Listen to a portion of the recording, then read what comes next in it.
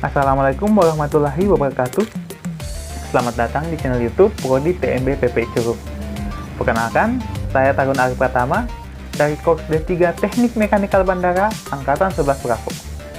Pada video kali ini, saya akan jelaskan salah satu bidang keahlian yang dikuasai oleh para lulusan program studi Teknik Mekanikal Bandara Politeknik Penerbangan Indonesia Curup. Para taruna-taruni program studi Teknik Mekanikal Bandara nantinya diharapkan memiliki keahlian di bidang air conditioning system, traction equipment, perawatan alat-alat berat, dan water pumping system. Pada video kali ini, saya akan membahas mengenai water pumping system. Water pumping system adalah gabungan dari sistem pemipaan, sistem pengumpaan, sistem pengelolaan air bersih, dan sistem pengelolaan air limbah. Untuk lebih spesifiknya, saya akan menguraikan bagaimana cara pengelolaan air limbah, terkhususnya air limbah yang berasal dari aktivitas di bandara. Penasaran? Bagaimana proses pengelolaan air limbah hingga akhirnya bisa menjadi air jernih kembali? Saksikan video ini sampai selesai. Hey, apakah kalian pernah naik pesawat?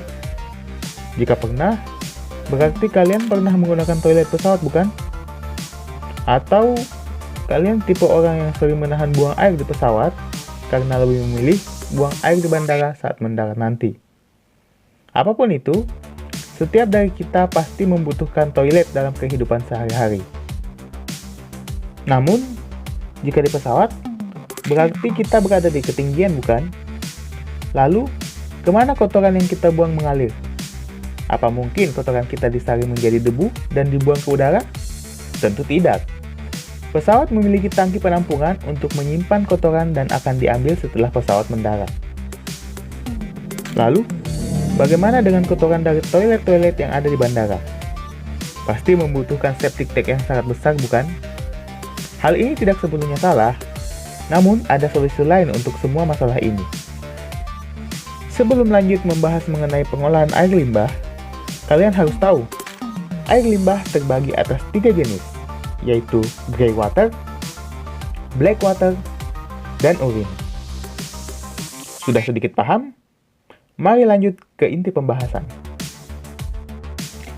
Setiap bandara diharapkan memiliki unit yang mampu mengurusi permasalahan limbah, baik yang dikelola sendiri oleh manajemen bandara ataupun kerjasama dengan pihak ketiga.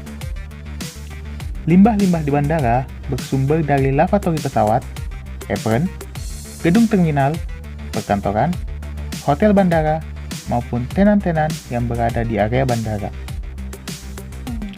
Limbah-limbah cair yang berasal dari sumber tersebut selanjutnya akan dialirkan menggunakan pompa submersible menuju area pengolahan. Pengolahan limbah ini terbagi atas beberapa tahap, yaitu tahap pendahuluan, tahap pengolahan primer, tahap pengolahan biologis, dan tahap pengolahan tersier. Pada tahap pendahuluan, jenis limbah masih dipisahkan berdasarkan sumbernya.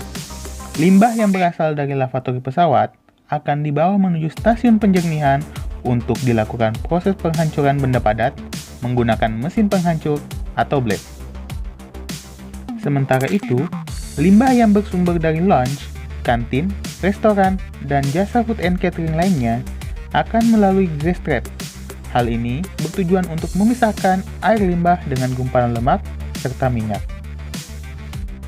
Selanjutnya, air limbah dari semua sumber ini akan dialirkan menuju pintu inlet sewage treatment plant dan akan dilakukan pengompaan oleh screw pump tipe terbuka.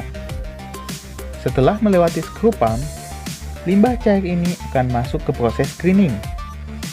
Pada tahap ini, terdapat bar screen yang bekerja secara otomatis dan sebuah conveyor belt untuk membuang limbah padat seperti tisu, plastik, dan lain-lain. Selanjutnya masuk ke tahap primer. Pada umumnya, jenis pengolahan pada bagian ini adalah grid grease removable dengan tipe tangki penampungan rectangular horizontal flow grid chamber. Tahap ini bertujuan untuk memisahkan pasir, minyak, dan lemak pada air.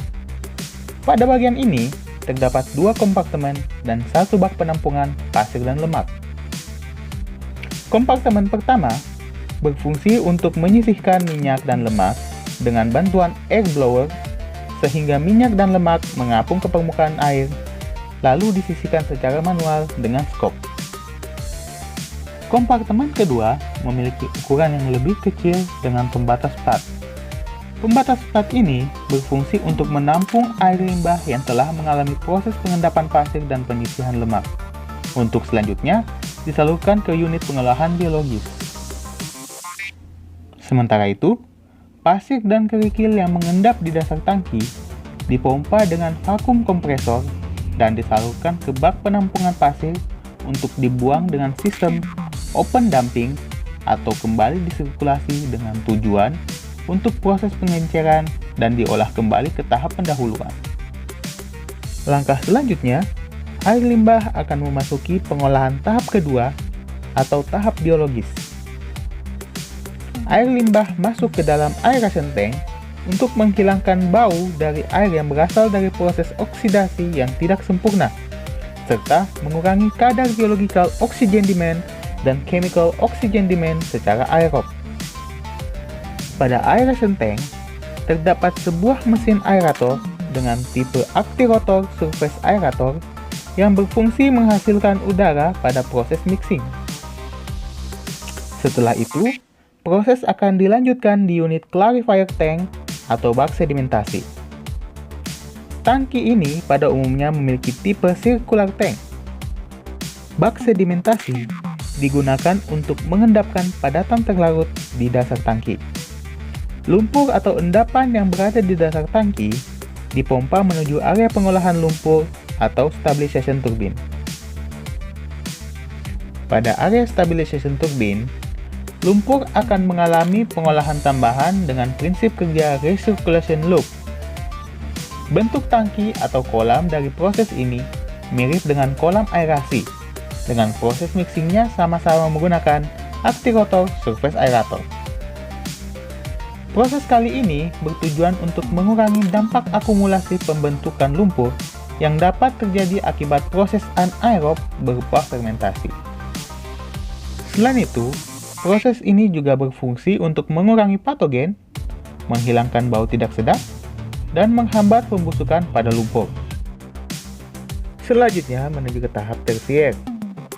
Lumpur sisa pengolahan unit stabilization dipindahkan menuju unit sludge drying bed untuk proses pemisahan lumpur dengan air melalui proses penguapan dengan energi sinar matahari. Air yang meresap ke dasar tangki akan dialirkan menggunakan pipa dan diolah kembali ke tahap awal. Sludge drying bed ini berbentuk sebuah kolam dengan lapisan berupa batu kerikil dan pasir.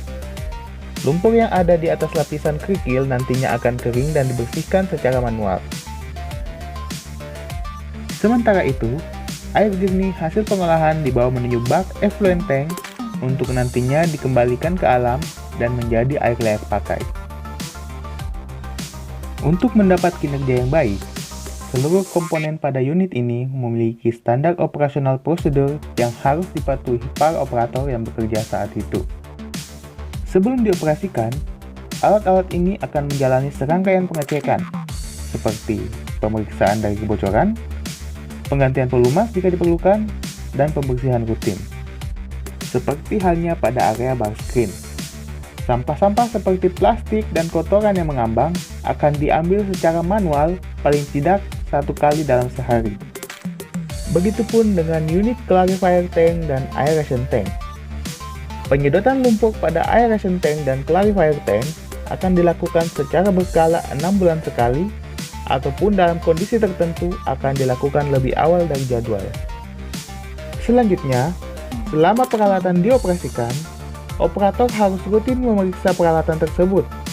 Apabila ada yang rusak dan tidak dapat diperbaiki, operator bertanggung jawab untuk segera menggantinya ataupun mengaktifkan unit cadangan.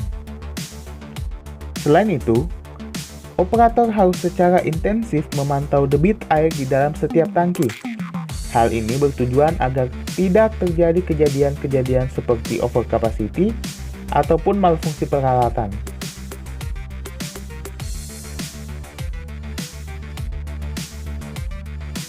Ya, itulah tadi sedikit informasi mengenai bagaimana sistem pengelolaan air limbah, terkhususnya air limbah yang berasal dari aktivitas di bandara. Semoga video ini bermanfaat. Berikan saran dan kritik kalian di kolom komentar. Terima kasih telah menyaksikan video ini. Wassalamualaikum warahmatullahi wabarakatuh.